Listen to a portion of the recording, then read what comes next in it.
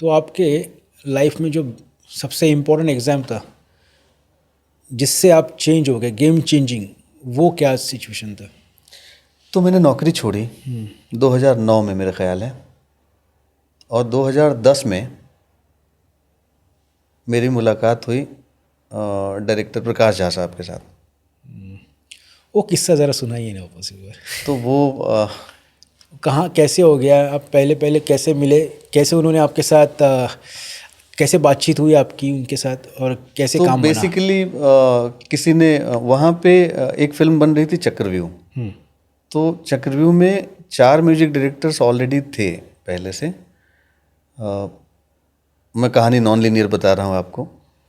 तो संदेश सांडिल्य साहब थे, और सलीम सुलेमान साहब थे, आदेश भाई थे, आदेश श्रीवास्तव जी, और शांतनु मित्र जी।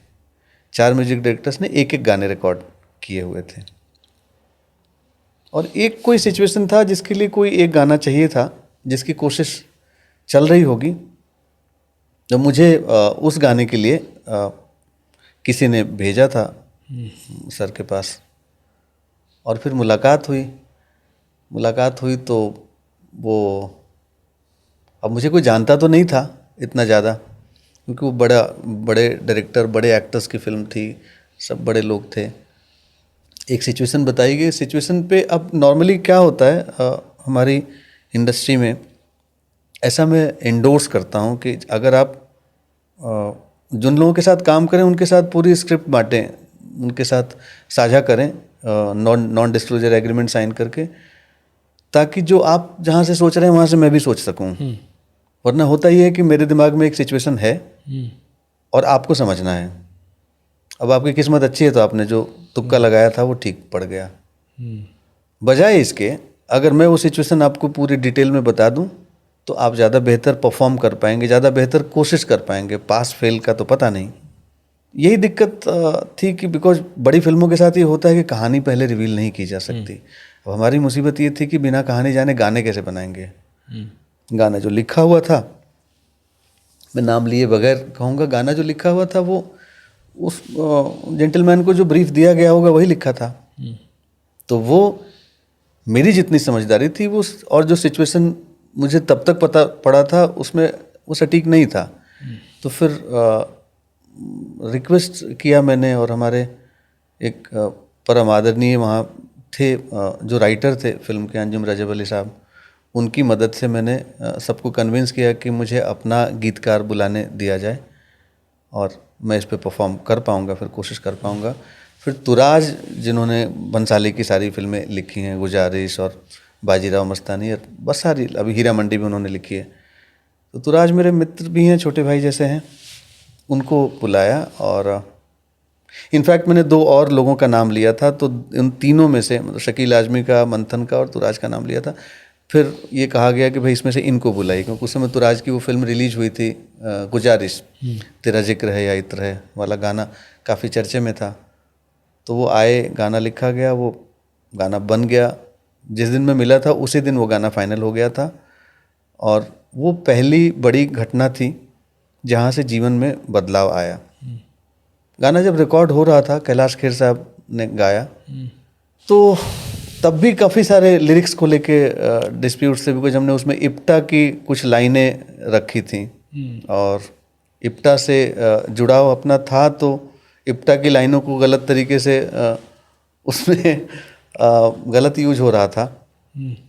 तो एक शब्द था, उसको अलग तरीके से यूज किया जा रहा था, जिस पे मुझे ऐतराज़ था। उसमें एक लाइन थी, इनके कोर्ट कचहरी थाने करते झूठ केस बैनामे। तो बैनामा वर्ड को चेंज करवाया गया मुझसे, कहा इसको पैमाने कर दो, जिसका कोई मतलब नहीं था वहाँ पे, और वो इप्टा का गाना था। इस पे भी थोड़ा वही सुनाइए ना क्या हुआ था एक्चुअली। तो फिर कैलाश भाई गा रहे थे, तो मैंने कहा ये पैमाने तो फिट नहीं होता, और पैमाने है नहीं, ये तो इनके कोर्ट कचहरी थाने करते झूठ केस बैनामे है, बैनामे होना चाहिए था। तो नहीं, प्रकाश जी मान नहीं रहे थे। हाँ, मतलब वो एक तरह से इम्पोज करना लग रहा था। तो उन्होंने कहा नहीं पैमाना ही रहेगा। तो उनका कैसा था, मतलब वो थोड़ा सा एरोगेंस था, मतलब जब नहीं, ये वो कि शुरू बड़े शुरू आदमी में, हैं, एरोगेंस नहीं क्या कहना फिर चाहूँगा बहुत मैं। पोलाइटली हैंडल सॉफ्टली चीज़ें हैंडल हो रही थी? अब बात ये है कि वो एरोगेंस एक्चुअली आपने कैसे हैंडल करना वो बताइए, क्योंकि वो सबसे चैलेंज। गाना देखिए, म्यूज़िक बनाना वो ठीक है, आप बहुत अच्छे कंपोजर आप कर सकते हो, वो तो है ही, वो तो पता ही है। वो बहुत डिफिकल्ट बट काम वो है। एक्चुअली सबसे इम्पोर्टेंट है कि इनको संभाला कैसे आपने, नहीं मतलब ये संभाला जो ना, जिनके ईगो कैसे संभाले, क्योंकि पहला आपके लिए बहुत नहीं बड़ी। संभाला ना, मैं आपको वही तो कह रहा हूँ कि अगर वो संभाला होता तो अगली फिल्म तो मुझे, मेरे साथ वादा था अगली फिल्म करने का। अच्छा। उस फिल्म में सबसे ज़्यादा यही गाना चला था, महंगाई सॉन्ग, ओके। जो अभय देओल पे शूट हुआ था। कंट्रोवर्सी में था, टाटा बिरला अंबानी बाटा सबने केसेज किए थे हमारे ऊपर सबके ऊपर, प्रकाश सर के ऊपर, किशोर लुल्ला जी के कुछ ऊपर। हुआ क्या पर उसका केसेस का? केसेज तो बाद में बेल हुआ, सुप्रीम कोर्ट से जाके बेल हुआ, हम अच्छा। लोग अरेस्ट होने से बच गए। तो और फिर उसमें डिक्लेरेशन आता था उसमें कि गाने में कि हमारा इरादा किसी की मानहानि नहीं है, ऐसा करके कुछ कोर्ट ने कुछ कहा था कि भैया आपको लिख के देना तो पड़ेगा। बड़ा हो गया था किस्सा हाँ, ये। काफ़ी बड़ा हो गया था वो। मुझे लगता है कई वर्षों में वो पहला गाना था जिसकी न्यूज़ इकोनॉमिक टाइम्स में छपती थी। अच्छा। हाँ, तो उस गाने का फ़ायदा हुआ। बट मैं फिर कहूँगा कि मैं थोड़ा उस समय और समझदार होता। समझदार मतलब क्या, क्या लगता है आपने क्या करना चाहिए था? हम लोग अ, थोड़े कम समझदार था मैं अभी भी आपको यही कहूँगा, आप कितना भी कहो, कि मैं उसको थोड़ा ठीक से हैंडल कर सकता था। हाँ। लेकिन हैंडल करने की जगह रिटेलिएट करने जब लगते हैं, अच्छा। जब आप कुछ और मैं इसको यूं कहूं कि मैं अब दूसरे तरीके से भी उस बात को समझा सकता था, समझाने की नहीं, कोशिश पर कर आपने सकता उसको था। थोड़ा। मुझे नॉर्मली होता क्या है, क्रिएटिव डिस्कशंस को, ऐसा मेरा मानना है कि आर्गुमेंट की तरह नहीं लिया जाना चाहिए। और मैं इस बात को मन में रख के चल रहा था कि जैसा मैं सोचता हूँ सब ऐसा ही सोचते होंगे, कि क्रिएटिव डिस्कशन जो है क्रिएटिव डिस्कशन है। Exactly. अगर आप मेरे लिए प्रोग्रामिंग कर रहे होंगे माइक की, तो उस समय जो हमारे लड़ाई झगड़े होंगे वो उसी कमरे तक, उसी गाने तक सीमित होंगे, उसके बाहर नहीं जाएंगे। ऐसी ही अपेक्षा आपको भी होगी और नहीं, मुझे true, भी होगी। यही होना चाहिए। अब अगर मैंने कोई बात कही और आपने मेरे से बहस की और मैंने उसको दिल में रख लिया, तो फिर दिक्कत होती है। तो मैं समझ रहा था कि ये क्रिएटिव डिस्कशन है, और वहाँ शायद और कुछ लोग उसको आर्गुमेंट की तरह ले रहे थे, तो बात वहीं से खराब हो गई। इसलिए मैंने कहा कि मैं शायद थोड़ा और समझदारी दिखाता, तो मैं ये सोचता कि मैं हो सकता है इसको क्रिएटिव डिस्कशन समझ रहा हूँ, हो सकता है सामने वाला आर्गुमेंट समझे, राइट। तो मैं उस बात को रोक लेता। मैं कहता हाँ जी, ये मैं लाल रंग को हरा कह देता क्योंकि आप लाल कह रहे थे, तो आप लाल को हरा कह रहे थे तो मैं भी हरा कह देता उसको। मुझे लाल हरे की लड़ाई थोड़ी लड़नी थी मुझे, तो वहाँ ये होता है। तो ये बड़ा उसके बाद मुझसे वादा था कि मैं अगली फिल्म मुझे मिलेगी, लेकिन वो फिल्म मुझे क्यों नहीं मिली मुझे पता नहीं है। अच्छा। और वहाँ से फिर एक नया इंसान मेरे अंदर पैदा हुआ।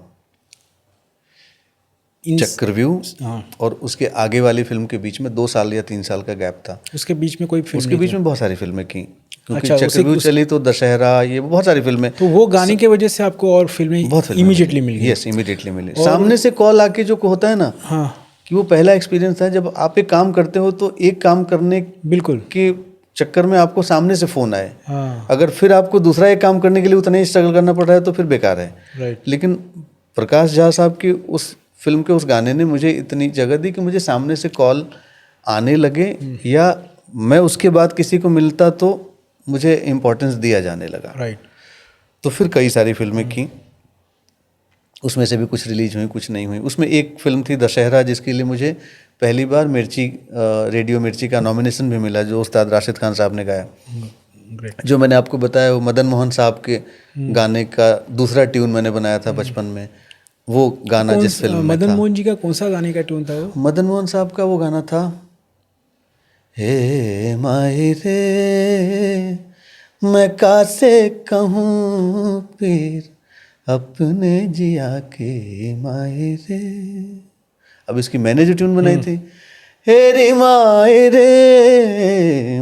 रे कासे कहूँ जिया के बात पिया मोरे निक से छुड़ा के मुझसे हाँ तेरी माई रे माई। बाद में थोड़ा लिरिक्स चेंज भी हुआ था, अब मुझे ये नया वाला लिरिक्स याद है। सो ये गाना से मुझे पहला नॉमिनेशन मिला था। फिर काम चलने लगा, लेकिन जो दूसरी फिल्म मुझे नहीं मिली प्रकाश झा साहब की, जिसकी मुझे पूरी उम्मीद थी, मैं पूरी उम्मीद लगा के बैठा था। आपने उनसे कॉल किया था, उनसे हाँ, बात मिला हुई थी? गया, सब कुछ हुआ, बट मुझे नहीं मिली वो फिल्म अंततः। वहाँ से फिर मुझे लगा कि अच्छा काम भी कर लो तो भी काम आपका चलता रहेगा, ऐसा नहीं होता है। राइट। कुछ और होता है शायद। वहाँ से मुझे लगता है कि मैं आदमी बदल गया। अच्छा। मुझे इस बात से भरोसा हट गया हम्म। कि आप बिना किसी सिस्टम के चलेंगे और आपको किसी सिस्टम में जगह दे दी जाएगी। वो घटना छोटी थी, मुझ पे किसी ने कुछ बहुत अत्याचार नहीं किया था, लेकिन मेरे ऊपर उसका असर अत्याचार की तरह हुआ था। और वहाँ से फिर हमने अपना सिस्टम बनाने की जर्नी शुरू की, और हम कुछ दोस्त मिले, और वहाँ से फिर हमने एक कंपनी बनाई। अच्छा, और वो थोड़ा डिटेल में बताइए, कौन दोस्त थे, क्या सिस्टम था? तो कुछ दोस्त थे जो अलग अलग फील्ड से थे। कुछ हम एड फिल्में करते थे हम लोग, तो वहाँ पे कुछ टेक्नीशियन थे, आप चाहे तो जिनसे नाम दोस्ती ले हो गए सकते थे। हैं इसे। Doesn't matter. अच्छा, और फिर क्या आपने क्या सिस्टम सोचा? फिर हमने सोचा कि हम कुछ कहानियों पे काम करेंगे, फिल्में बनाएंगे, खुद की फिल्में? हाँ, और एक कंपनी बना ली। लेकिन उसके लिए पैसे चाहिए होते हैं, और फिर उस समय कॉरपोरेट्स का दौर चल रहा था, तो हमने कॉरपोरेट्स में जाके मुलाकात करना शुरू किया। फिर हमको जो लोग मिलते थे वो लोग भी they were not serious about films, they were serious about something else. वो हमारा डीएनए नहीं था, तो हमको लगा फिर हम गलत रास्ते जा रहे हैं। और फिर हम वी वर नोबडी, हमारा कोई इंफ्रास्ट्रक्चरल शेप नहीं था ऑर्गेनाइजेशन का, कि कहीं आपने एक छोटी सी जगह पे एक छोटा सा ऑफिस ले लिया है और आप कितनी भी ईमानदारी से काम कर रहे हैं, कुछ भी दिखता नहीं है। वो हमारे इंडस्ट्री में एक चीज़ चलती है, भौकाल। राइट। भौकाल नहीं था। And then suddenly something came in our minds की तब वो डिजिटाइजेशन हो रहा था, उससे अपना एनालॉग से डिजिटल हो रहा था। फिल्में भी, साउंड भी, सब कुछ बदल रहा था। कौन से ईयर की बात बदल है? चुका था। आई मीन 2012-13 तो ऑलमोस्ट अब लैब्स ख़त्म हो रहे थे और दूसरी चीज़ें आ रही थी सामने।